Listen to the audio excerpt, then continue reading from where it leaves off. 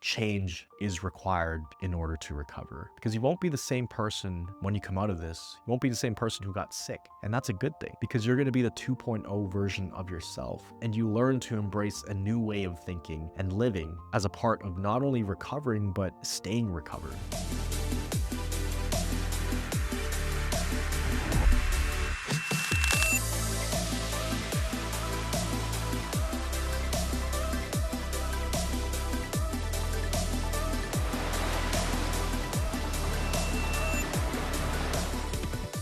How's it going, Thrivers? Miguel here from CFS Recovery. In this video, we're going to be talking about the price of recovery. Now, what do I mean by that? I'm talking about the price of recovery, the cost of recovery. What does it take? What is required in order to recover? Not how much money it costs financially or monetarily, but what are the deposits you have to make energetically? What are the deposits that you have to make with your time and your energy in order to recover? So here is the truth about healing. Recovery isn't just about feeling better. It's not about being able to walk more. It's not about being able to just go outside and drive again and work again and go back to your previous life. Because the truth is, and I say this in so many videos, that may be the thing that you think you want right now. You may think about how good life was before, how amazing things were, how much nicer it would be to do X, Y, Z. What we don't realize is how much stress we went through leading up to getting sick. Most people I've talked to, and literally thousands of people at this point, who have dealt with CFS and dealt with long COVID and dealt with fibromyalgia, most of these individuals' lives were actually quite stressful leading up to getting sick. Most of these people were type A personalities, perfectionists. It was very difficult for them to slow down and really just have a day off. They almost never had a day off. And if they did have a day off, it would actually be stressful for them because they always felt like they had to be in this go, go, go mode. So these individuals, and you might feel this as well, you never really knew what a day off felt like. You never knew what calmness and peace and just relaxation, true relaxation felt like. You always felt like you're on the go, always something to do. If we were to go back and do all of those patterns all over again, we're probably going to end up in a position where we end up getting sick again because history repeats itself, patterns repeat themselves. If we go back to doing the things we did before, we're probably going to get the same result, right? Now, maybe you got this from COVID.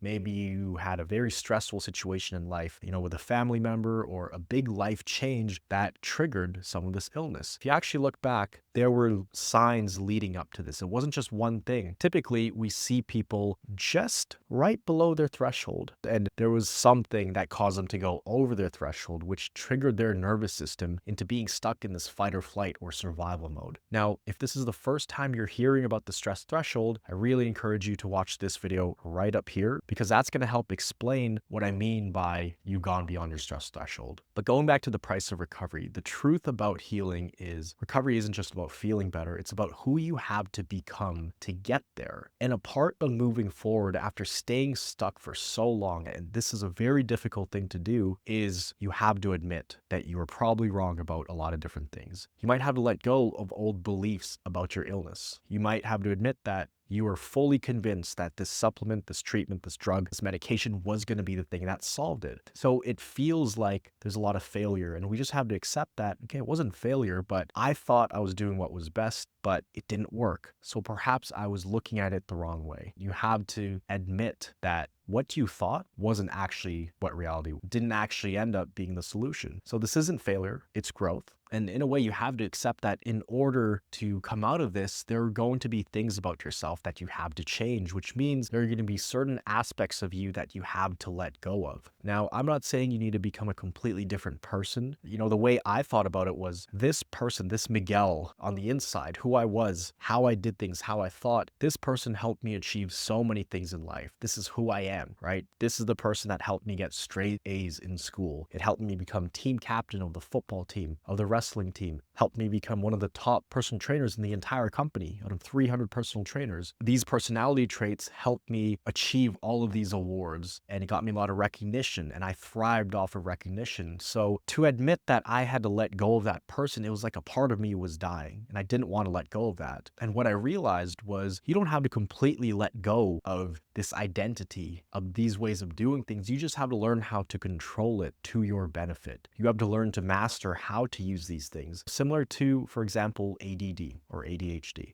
Similar to perfectionists. I used to be a perfectionist. In some ways, I still am a perfectionist. And a lot of people who get sick, they get sick because their mind never really was able to relax. It was always in this perfectionist mode, analytical mode, overthinking things. And for some things, that is okay. But there's a lot of people in business who get CFS. They go through severe burnout, end up getting adrenal fatigue, and eventually it turns into full-blown CFS. Now, those traits that cause them to get sick, that always being on edge, always being hyper vigilant, never missing a detail, always being hyper alert, always being in this kind of stress mode. That is also a trait that elevated them to top levels in their company. It's what brought them a great income. That income allowed them to take care of their family and pay for vacations and pay for nice things in life. So yes, it did benefit their life. For me, I got a lot of benefits out of these personality traits until they started to actually ruin my life, until it started to cause me to over push to the point where I felt so many symptoms. A lot of these traits we have, a lot of these behaviors, they are beneficial to a certain degree. And if we can accept that, and if we can learn to channel these behaviors and traits into the right things and learn to turn the dial down on them and not keep them on a 10 out of 10 level every single day, every single second, once we learn how to take control of that, it's a lot easier to accept that change is required in order to recover. Because you won't be the same person when you come out of this.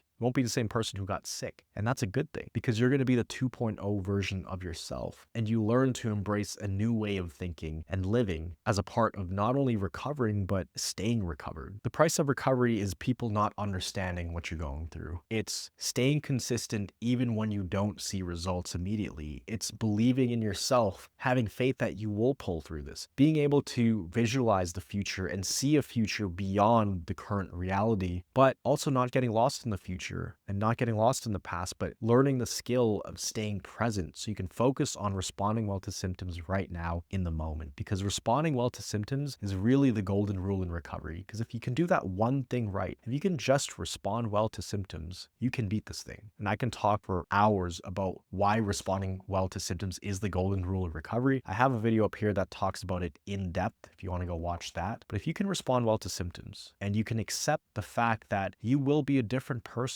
becoming the 2.0 version of yourself is a requirement in order to recover. Not just recover, but if you want to stay recovered, you have to build that 2.0 version of yourself. Then you can absolutely make it through this thing and not only achieve, but sustain thriving health. Now, with all the energy and time and even money you throw at this, all the money you've spent on treatments, medications, not to mention the lost work, how much money did you miss out on by not being able to work? It's a pretty heavy price to pay for recovery considering all factors. However, the price you pay for recovery absolutely pales in comparison to the life you're going to have after recovery. Because I can tell you, having been somebody who's been in the trenches, having been somebody who literally didn't think he was going to make it till the end of the day, thought he was going to die every day for about 8 months straight. From somebody who went from football team captain, from wrestling team captain, from pretty much having no limitations on what I could do and no limitations on my mindset, feeling like I was Superman, unstoppable, being somebody who had a very difficult time even meditating for 30 seconds, going from that to being completely bedridden in a dark room with a blindfold and earplugs for 6 months straight, getting spoon-fed by my grandma, to being in the hospital, in the intensive care unit, and having to build myself back up, learn to use a wheelchair, then a walker, stand on my own 2 feet, and piece my life back together from scratch. Having gone through all of that, I can absolutely tell you, once you get to this other side of recovery, the price is worth it a million times over. You can't even put a measure on it because the things I've done after recovery make all the hardships, all the suffering pale in comparison to the experiences I've had just in the last few years once I recovered.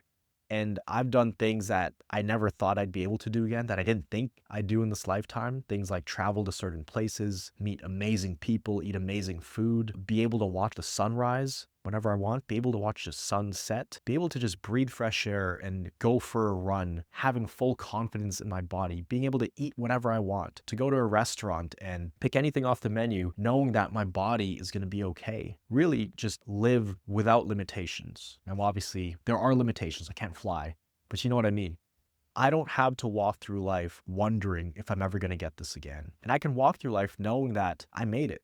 that if I made it through CFS and I came out of that dark place, then really I can conquer anything. And it's actually like an unfair advantage that you have once you come out of this, because the price you paid in order to recover can give you not only the life of your dreams, but a life that you never thought possible. And I say that with confidence because I've seen it happen so many times. There's so many wins that people post every single day inside of the Recovery Academy, inside of our Facebook community, even on YouTube, even people emailing me. I get it all the time. There's people who are able to ski when they couldn't even get out of bed a year ago. There's people who travel for the first time in several years. There's people who are working again. The ones that touch me the most, honestly, is the pictures of the families. When people take pictures of them celebrating their children's birthdays again, and if they're a grandparent, they're able to chase their grandkid around and pick them up and laugh with them and have a genuine smile on their face with their family at family get-togethers because they're not worrying about the symptoms. When I see kids in their teens going back to school, not having to miss out on their childhood, or people finally getting married after a decade because finally they have confidence that this relationship is going to stay strong and things aren't going to fall apart because this person is going to get sick. Even that this person has energy to make it through a wedding. When you see these types of things happening on the daily, you realize that the price of recovery pales in comparison to what you get.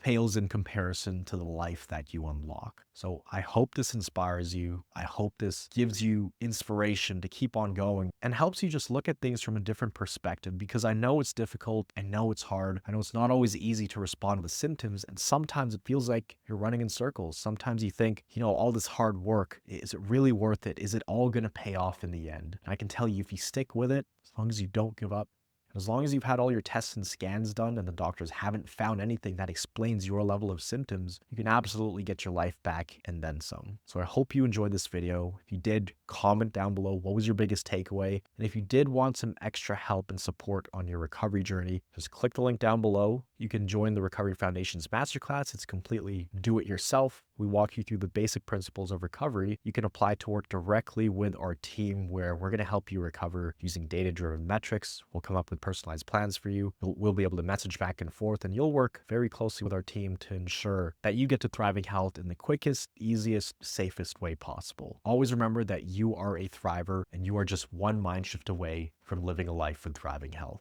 I'll see you in the next video. I'd say that CFS recovery is absolutely the real deal. I actually felt like somebody had an answer, like somebody explained what was going on, and it all clicked.